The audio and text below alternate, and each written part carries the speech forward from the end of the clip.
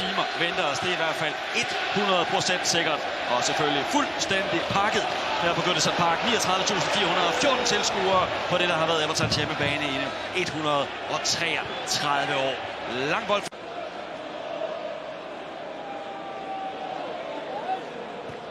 Ja, det er meget godt tænkt, den her aflevering ned i dybden, en stor chance, og der er scoret!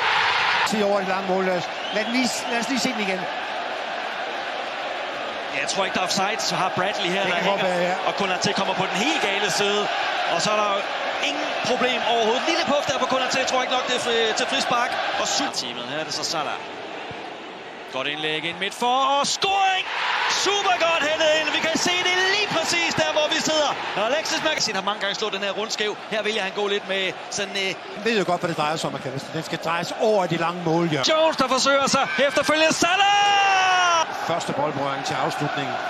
Bang, bang. Erik Buner med over Tarkowski!